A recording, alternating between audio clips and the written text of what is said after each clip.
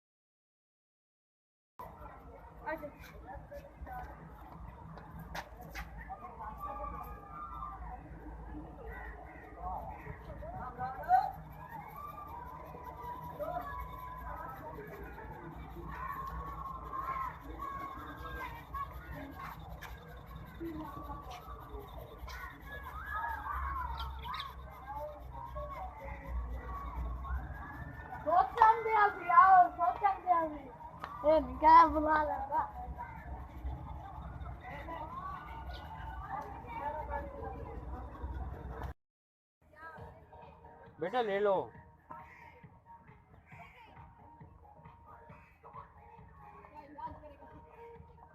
भाई आपके वीडियो बना लो।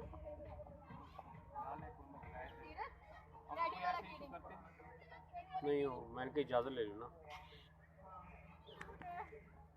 अच्छा नाइस ये ले लेते हैं ये अगर वो डैडी वाले गिरिंग कितने हैं 50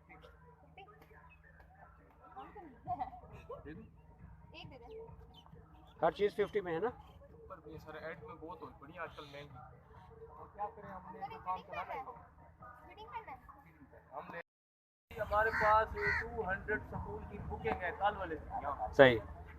हमें कोई टेंशन नहीं कि सर जी हमारे पास एक पीस भी नहीं बचता जुम्मा का एतवार 3 दिन की आज तो बिल्कुल कम है और आप ऑफ करके लगा दी किसी का चार्ज नहीं कर रहा